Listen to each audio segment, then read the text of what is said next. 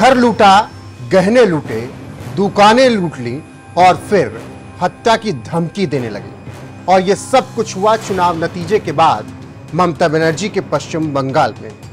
जी हां, पूरी खबर क्या है विस्तार से बताएंगे।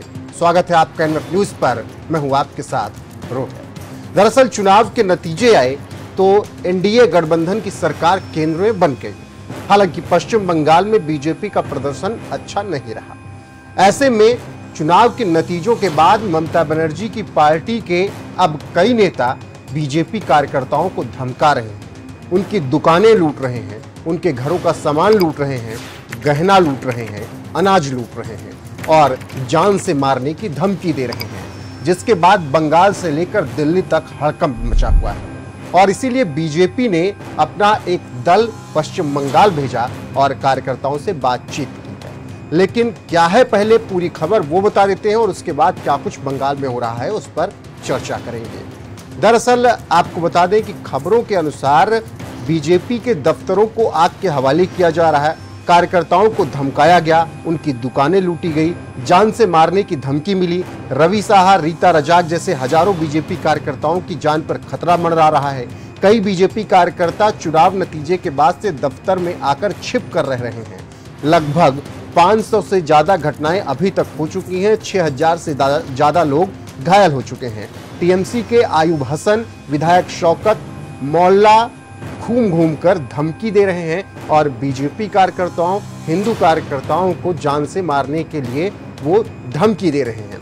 ऐसे में अब बंगाल में बवाल मचा हुआ है। लगभग 500 से ज्यादा घटनाएं हो चुकी हैं, 6000 से ज्यादा लोग घायल हो चुके हैं। तो अब आप समझ सकते हैं कि पश्चिम बंगाल में क्या कुछ माहौल ममता बनर्जी के नेता बना रहे हैं। और टीएमसी के गुंडे कह रहे हैं, बीजेपी वाले, और कह रहे हैं कि टीएमसी के गुंडे हमें मारने की धमकी दे रहे हैं। ऐसे में रविशंकर प्रसाद एक दल के साथ पहुंचे पश्चिम बंगाल। इसमें विप्लव देव और ब्रिजलाल शामिल हैं। वहां पर आप देखिए इन तस्वीरों में किस तरीके से बीजेपी के कार्यकर्ता अपनी दुख भरी कहानी साझा कर रहे हैं सांसद रविशंकर प्रसाद से और बता रहे हैं कि उनके साथ क्या कुछ हो रहा है। किसी कार्यकर्ता के हाथ में पट्टी बंधी है, कोई कार्यकर्ता अपना दुखड़ा रविशंकर प्रसाद के आगे सुना रहा है। जिसके बाद रविशंकर प्रसाद ने पश्चिम बंगाल की मुख्यमंत्री ममता बनर्जी से पूछा कि क्या यही आपकी सरकार है, क्या यहाँ पर इसी तरीके की सुरक्षा व्यवस्था है। ऐसे में आप समझ सकते हैं कि किस तरीके से टीएमसी के गुंडे एक दलित लड़की के साथ बदसलूकी कर रहे हैं और तमाम कार्यकर्ताओं को धमका रहे हैं। इसमें दलित लड़की भी है, हिंदू समाज के लोग हैं और तमाम ऐसे बीजेपी के कार्यकर्ता हैं जो चुनाव में बीजेपी के लिए काम कर रहे थे।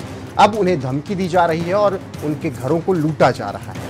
तो इससे आप अंदाजा लगाइए कि पश्चिम बंगाल के क्या हालात ममता बनर्जी ने बना रखे हैं और किस तरीके से उनकी पार्टी के नेता और विधायक बीजेपी कार्यकर्ताओं को धमका रहे हैं। वैसे ये कोई पहली बार नहीं है, पश्चिम बंगाल में ये बातें आम हो चुकी हैं। वहाँ पर हिंदुओं का रहना मुहाल है, चाहे वो रामनवमी हो या कोई हिंदू त्यौहार। कोई जुलूस निकाला जाता है, कोई रैली निकाली जाती है, जनसभा की जाती है तो उस पर पथराव होता है और फिर हिंदुओं को डराया जाता है, धमकाया जाता है, मारा जाता है।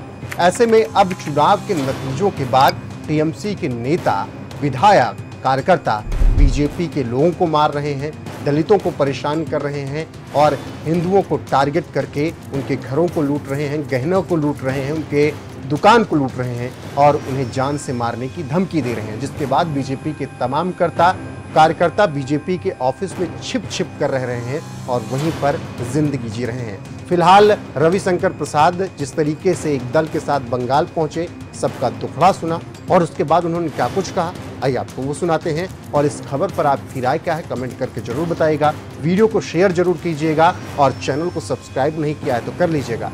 बने रहिएगा हमारे साथ। बीजेपी के लिए काम किया तो पिटोगे, गांव में घुस नहीं सकते। आओगे तो तुम्हारी पत्नी, तुम्हारे माँ बाप के साथ भी हिंसा की जाएगी। ममता जी, यही आपकी सरकार है। महिलाओं को पीटा जा रहा है। कल कूच बिहार में एक एससी कम्युनिटी की बेटी थी, उसके साथ तृणमूल के गुंडे ने बदसलूकी किया। इसका हम नाम नहीं बता रहे हैं। अस्पताल में हम लोग मिलकर के आए, यहाँ भी वही देख रहे हैं। आपने रोता हुआ देखा।